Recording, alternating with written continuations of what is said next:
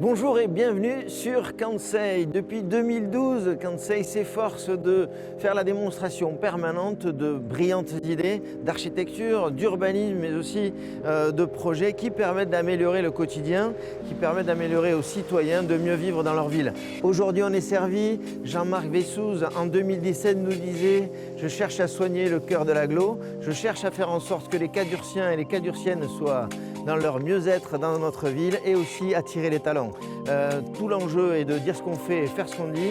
Jean-Marc est au rendez-vous. Aujourd'hui, il nous reçoit une nouvelle fois dans sa belle ville de Cahors.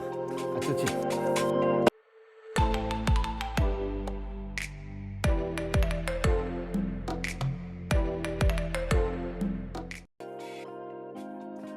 Bonjour Jean-Marc. Bonjour Stéphane. 3 ans déjà? 3 ans, mais tellement heureux de t'accueillir à nouveau sur Cahors. Merci, c'est cool. Donc là, direct, tu nous fais une arrivée en vélo. J'utilise beaucoup le vélo en ce moment, vélo électrique, je triche un petit peu. Je sais pas. Mais voilà, c'est bien pratique pour pouvoir se déplacer dans la ville. Les signes sont importants quand on est un représentant de la ville. L'exemplarité est importante. Et donc comme aujourd'hui on a un plan vélo, on invite chacun à utiliser des modes de déplacement alternatifs à la voiture. Je pense que c'est bien que les élus, et le maire le premier, puissent s'appliquer aussi ces éléments-là. Et donc voilà, moi j'habite en ville et j'utilise désormais beaucoup le vélo pour me déplacer. Alors nos reportages en 2017 ont beaucoup séduit ceux qui suivent Kansei en particulier, puisque l'urbanisme c'est un sujet qui préoccupe de plus en plus. Et tu nous avais annoncé des projets et on a essayé de retracer tes annonces en fait. Et c'est ça qui me paraît très important, c'est que tu parais dire ce que tu fais et faire ce que tu dis. Alors c'est tout l'enjeu en fait de notre visite de Kansei, c'est effectivement cette stratégie étudiante en fait. Ici elle est représentée par justement aidée par l'architecture ou en tout cas le patrimoine. Quel était l'enjeu? Qu'est-ce qu'on retrouve ici puisqu'on parle beaucoup d'étudiants connectés? Oui, alors nous on veut refaire de Cahors une ville étudiante. Au Moyen-Âge, il y a eu une grande université sur Cahors. Plus de 1000 étudiants à l'époque, c'était quelque chose de très très important qui a marqué l'histoire du pays. Et donc souvent il y a la nostalgie, il y a ces références à cette histoire fabuleuse de Cahors. Et donc c'est aussi la conviction qui est la mienne qu'une ville n'a pas d'avenir si elle n'est pas en capacité d'attirer des étudiants, de la recherche, de l'innovation. Et ce développement de l'offre universitaire, on essaie aussi de la rendre compatible avec la stratégie qui est la nôtre, qui est de réhabiliter de l'habitat. Là, c'est de l'habitat 19e. Ici, c'était ce qu'on a appelé l'école normale. Ça rappelle des souvenirs à pas mal. Ensuite, c'était les IUFM. Et il était vraiment extrêmement dégradé. Très peu d'étudiants, là, c'est plus qu'un DESS patrimoine auquel on était attaché. Et donc, voilà, on a décidé aussi de le rénover parce qu'on ne peut pas imaginer d'attirer des étudiants dans un cadre qui n'est pas à la hauteur. Et donc, il y a une rénovation entière. Alors, c'est une rénovation évidemment du bâti, des façades, de l'intérieur, mais c'est des moyens technologiques que nous avons mis en place, c'est des centres de ressources, et puis c'est des formations. Alors là, évidemment, on travaille avec tout le monde. Quel type de formation? La région, ça se passe, en fait qui a ouvert une école régionale du numérique, donc tous les métiers autour du numérique. Ici, il y a une école. Ici, école régionale, école numérique, portée par la région Occitanie. Ensuite, il y a une antenne de l'université Jean Jaurès de Toulouse, avec 2 masters qui sont en train d'évoluer, d'être finalisés. Ça, c'est depuis longtemps déjà. Ça. Alors, il y avait Master Patrimoine, et là, il évolue sur un master qui va être lié au patrimoine gastronomique, à la fois le patrimoine immatériel, lié à la gastronomie, la valorisation aussi de cette histoire.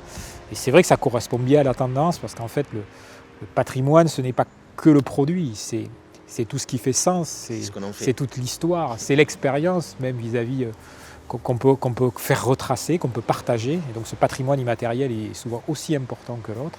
Accueillir des étudiants, c'est bien, mais il faut aussi les loger, il faut aussi les accueillir au-delà de leur donner une formation. Et c'est ça l'autre projet qu'on va aller voir. Ouais. L'université, elle va s'occuper de la formation et nous, on va s'occuper de l'accueil de l'étudiant dans toutes ses composantes. Et effectivement, à la fois on les accompagne, ils ont un contact, il y a une personne qui structure cet accompagnement étudiant, et puis on va travailler sur le logement parce qu'on sait que c'est quelque chose qui est fondamental. Et puis surtout on les accompagne, c'est-à-dire ils viennent nous voir et on a espèce de catalogue avec un label logement étudiant. Donc ils savent qu'ils ne vont pas se tromper. Voilà, ils ne sont pas perdus à se dire voilà, j'ai une semaine, est-ce que je vais trouver le logement, est-ce que c'est compliqué? Non, là ils viennent, ils sont accueillis et on va leur faire des propositions et en général ils trouvent leur bonheur assez rapidement. Et puis il y a évidemment tout ce qui est la vie autour. Un étudiant Tout ce qu'on propose. Pourquoi il va à activité. Toulouse d'ailleurs la plupart Surtout du en temps? ce moment en plus. Pour la culture, pour le sport, pour la fête. Bon, nous on va essayer de leur proposer aussi des choses qui sont adaptées. Donc sur la partie culturelle à travers la scène de musique actuelle, où eux-mêmes peuvent participer à une partie de la programmation, ce qu'on appelle les doc sessions. Et puis évidemment les équipements culturels, c'est la réalisation et la modernisation d'un complexe cinématographique. On va voir comment tu les... Exactement. En vélo ou on y va à pied? Oh, moi je fais tout en vélo, hein, donc on y va en vélo, toi tu fais comme tu veux. À tout de suite. Alors là, tu nous avais dit en 2017, je vais vous surprendre. Oui, et là, c'est plus que ça, c'est waouh, tu vois, waouh. Ouais, c'est notre projet, c'était notre projet du mandat, c'était un vrai pari. Pas beaucoup n'y croyaient, les gens avaient du mal à comprendre ce qu'on voulait faire. On avait déjà 2 cinémas. En fait, les opérateurs eux-mêmes nous avaient dit il faut que ça évolue, on a peu de salles, il n'y a pas d'accessibilité handicapée, il nous faut un autre outil. On a regardé aussi ce qui se faisait dans les autres villes et on a bien vu qu'aujourd'hui, il fallait des lieux qui aient une âme. C'est ça qui me paraît important. Parce que si vous voulez voir un film, vous le regardez chez vous, enfin, je veux dire, ou sur des plateformes. Ici, vous allez vivre autre chose, une expérience. D'abord le grand écran, évidemment. Et puis d'abord une architecture. Et on ne veut pas en faire qu'un lieu de diffusion de films, on veut en faire un lieu de vie, un lieu où les gens vont se rencontrer. C'est pour ça qu'il y a une partie restauration, c'est pour ça qu'on peut presque venir et pas forcément aller voir un film, mais profiter de l'espace, profiter de l'environnement. Et donc il y a ce bâti, et puis il y a la place, voilà, la place où les gens se rencontrent.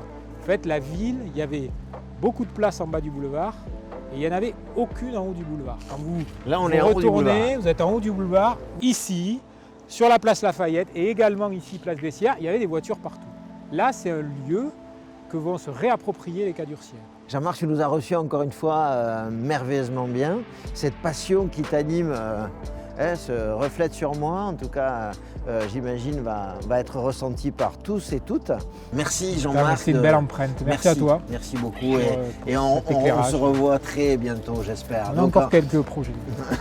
Encore une fois, donc, des personnalités, de l'architecture, de l'urbanisme, une histoire et le futur. Voilà, toujours Kansai présent au rendez-vous, toujours dans cette 9e année. Merci de nous avoir regardé une nouvelle fois et on vous dit à très très bientôt. Toujours pareil, l'année 21 sera très très culturelle et très riche en émotions et en informations. À bientôt.